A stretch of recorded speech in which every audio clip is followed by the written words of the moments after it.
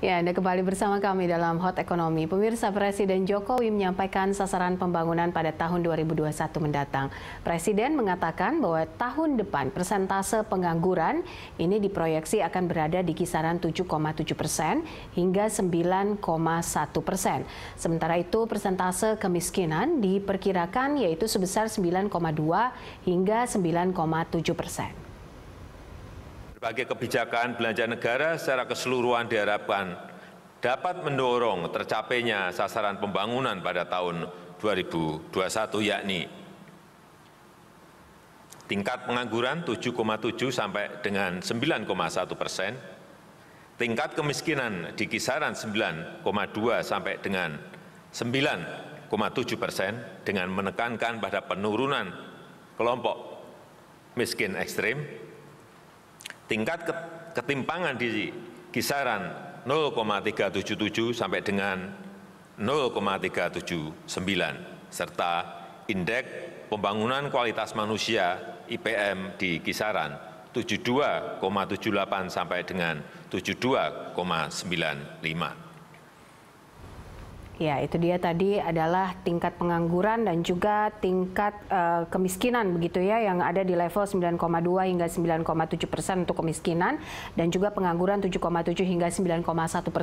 Bu Henry, bagaimana Anda menilai angka-angka ini? Karena kita tahu bahwa di tengah pandemi tentunya angka kemiskinan semakin bertambah dan juga jumlah pengangguran pastinya semakin bertambah juga. Ya, menurut saya itu terlalu optimistis. Ya, bahwa angka pengangguran akan 9,2 sampai 9,7 karena itu adalah posisi sekarang seperti tadi saya sampaikan. Posisi 2020 itu pun pengangguran masih naik dari 2019.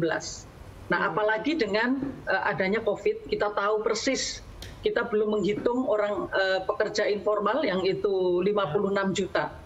Nah, demikian juga untuk kemiskinan, saya rasa juga kita harus lebih konservatif untuk menghitung kemiskinan. Betul bahwa tadi anggaran untuk BLT dan sebagainya sangat cukup besar, akan tetapi itu hanya akan menyelesaikan untuk yang mereka miskin di bawah garis kemiskinan atau yang sebagian yang rentan miskin. Tapi kelompok menengah bawah yang kemudian mereka tidak memiliki pendapatan, mereka juga akan menambah jumlah orang yang miskin dan rentan miskin. Nah, oleh karena itu, Mbak, tadi saya sampaikan anggaran-anggaran yang dialokasikan ini harus didukung dengan kebijakan yang terintegrasi.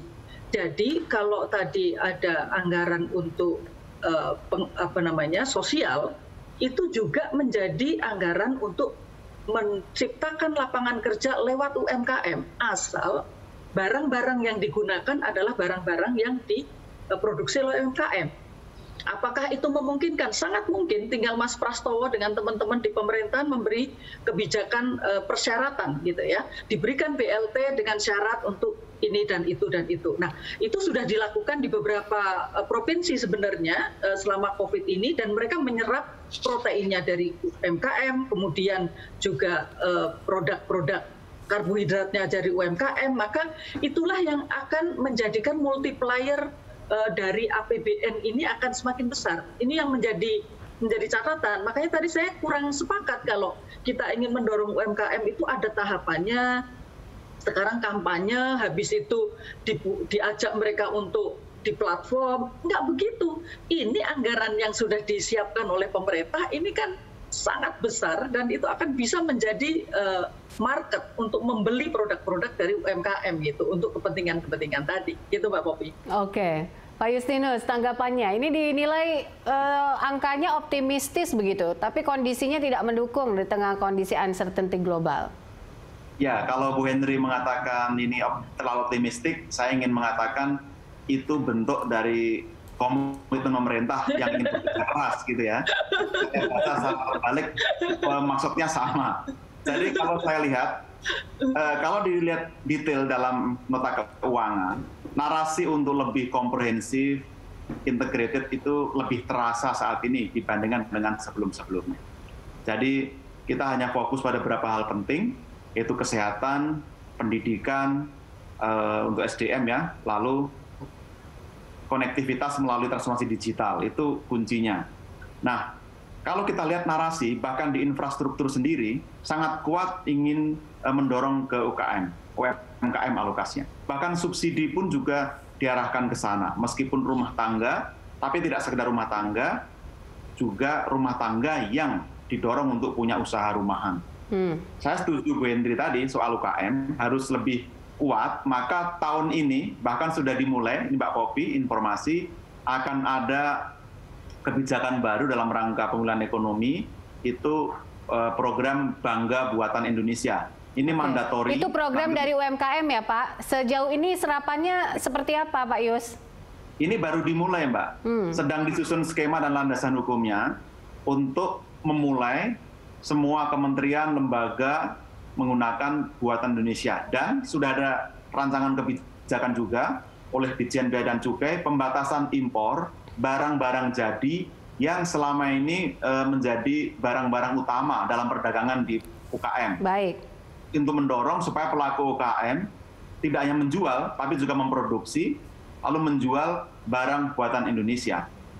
Baik, tapi dari pemulihan ekonomi nasional yang saat ini dananya diperuntukkan untuk UMKM, sampai bulan Agustus ini serapannya apa kabar? Ya, serapan untuk UKM itu sudah di atas 20%, sekitar 25-30%.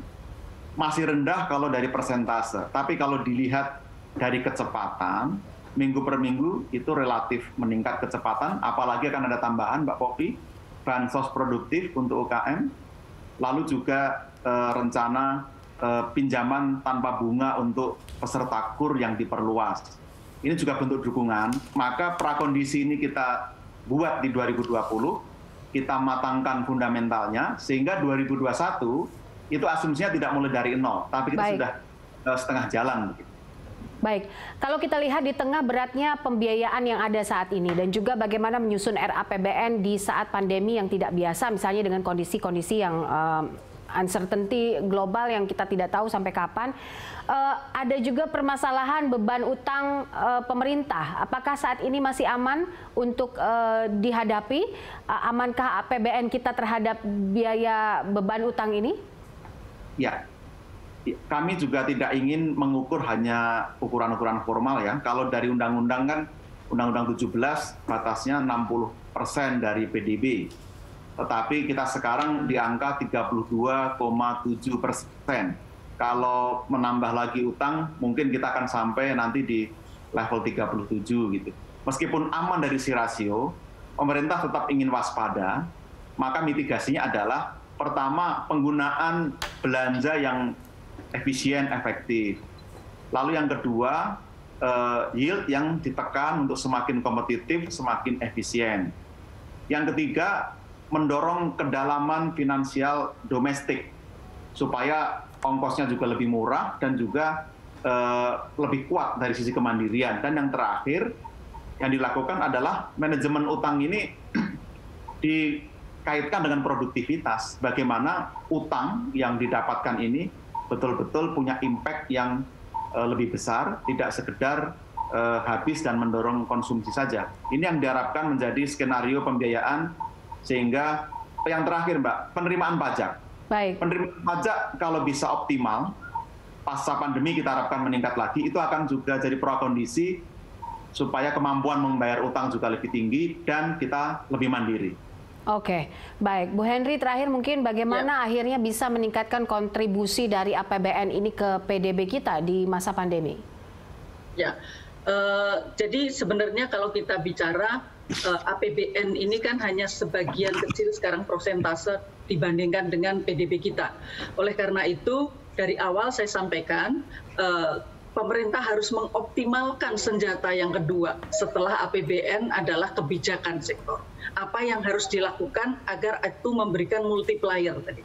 Ya, jadi kita tidak hanya bicara tentang berapa uangnya, berapa persentase stimulus terhadap GDP, bukan itu.